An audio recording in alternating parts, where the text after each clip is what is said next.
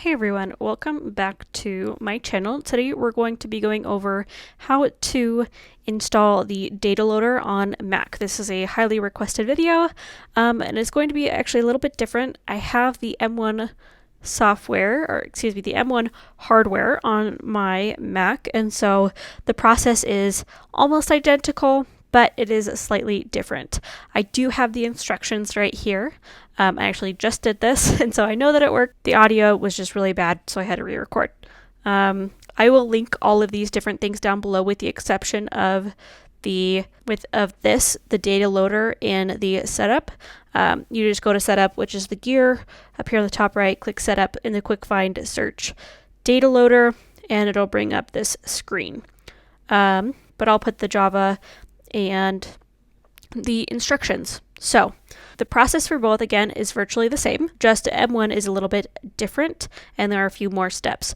So let's go ahead, and first we are going to download Java, and they recommend the 11 or later. I just like to go with 11 because I know that's what they like, and you'll need to know what type of OS. So if you're 11 or later, you can download this one, or if you're 10.14, then download this one. So if you're in between the two, you'd want to go with this one. Let's go ahead and look at our Mac and see what version I'm on. I'm on 11.4, so I can do either. I'm going to go with this bottom one and download the .dmg file. Now you do have to do that specific file. While that's downloading, I'm also going to download the data loader for Mac and get that going. It should be ready now. And one thing that is different, and this is where the M1 differentiates, is that we need to install Rosetta through the terminal.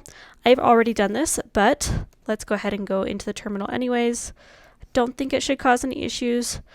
Before I do that, I'm actually going to copy this and go to the terminal, paste it, run it.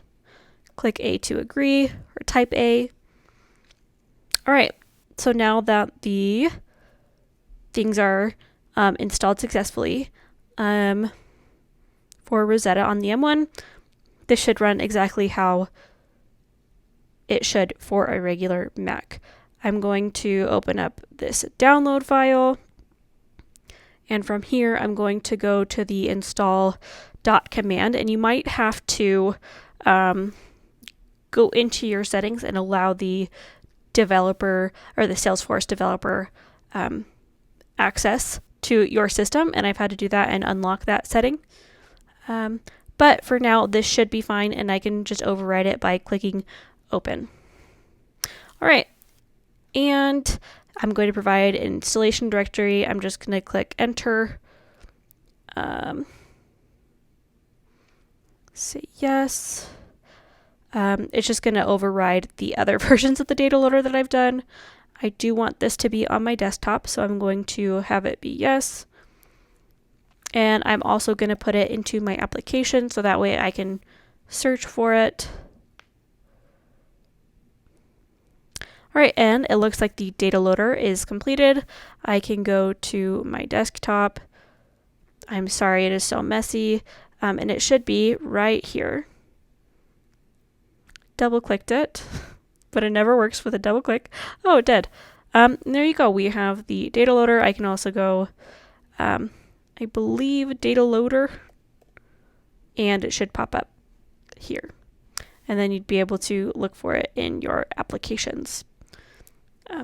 But there you go. That is how to successfully install the data loader on a Mac, and specifically an M1 Mac. It is a little bit different, but this tutorial should work for both. If you have any questions, let me know in the comments. If you like this video, if it was helpful, please give it a like, drop a sub if you are feeling generous today, and I'll catch you guys in the next one.